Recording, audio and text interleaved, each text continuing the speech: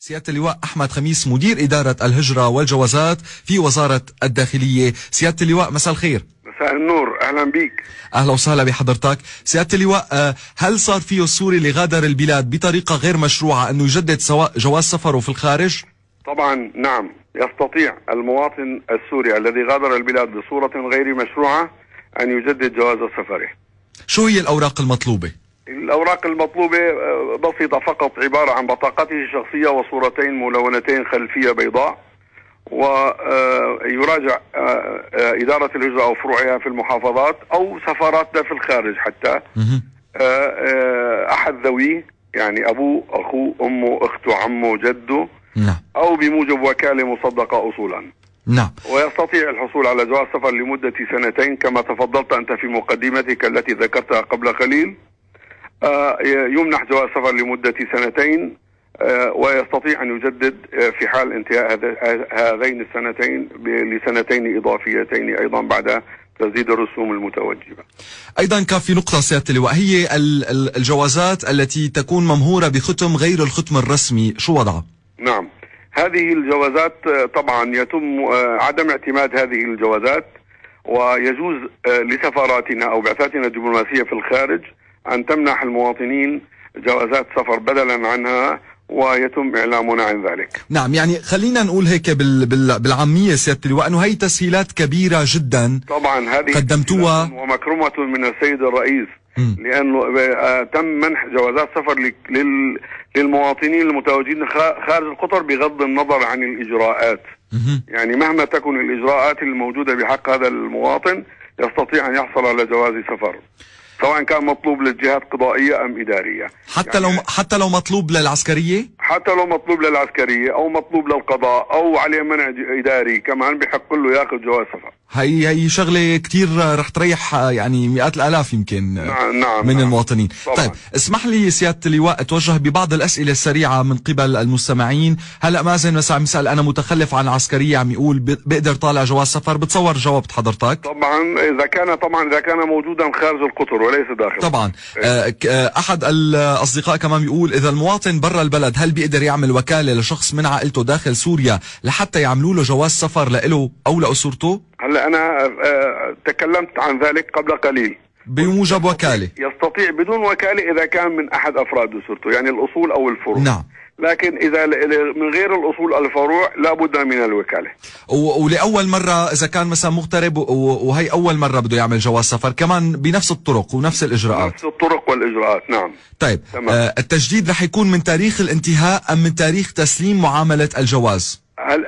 التاريخ هلا في الحقيقة يجوز تمديده من تاريخ انتهاء جواز سفره، لكن تعرف أنت هناك موضوع للبرمجيات، يعني لابد من تعديل البرنامج. حتى الآن الشركة تقوم بإعداد البرامج اللازمة لهذا الموضوع، فيتم منحه إذا كان لدينا احنا هنا عن طريقنا من تاريخ تقديم الطلب. طيب سيادة اللواء، أيضا إذا واحد موجود بدولة مثلا وخالص جوازه وما عم يقدر يطلع منها إلى دولة تانية فيها سفارة، نعم، ليجدد، شو بيعمل؟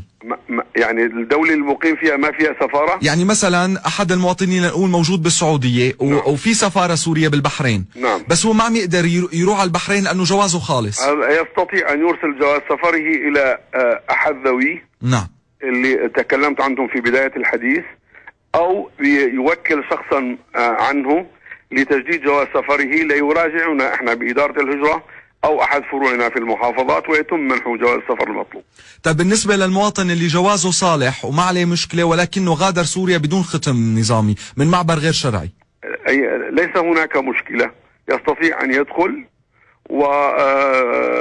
ودون أن يتم اتخاذ أي إجراء بحقه. بيقدر يدخل؟ بيقدر. طيب ايضا مثلا عم يقولوا لنا اليوم احد الاصدقاء نور بتقول كانت بالسفاره السوريه بدبي، سالت على تجديد، فقال لها الموظف انه لازم تجي بكره الصبح وتجيب صوره عن الجواز وتسلموا الصوره وبيعطوها اوراق وموعد بعد حوالي 20 يوم، بترجع بتجيب الاوراق وبتراجعهم وبياخذوا منها الاوراق وبيرجعوا بيعطوها موعد اخر بعد 20 يوم لتستلم الجواز اذا امورها نظاميه. سالته انه القرار الجديد بيقولوا انه خلال 48 ساعه، فجاوبها قال لها الحكي بسوريا مو بالسفارة بدبي. هلا في الحقيقة هذا عمل البعثات الدبلوماسية في الخارج.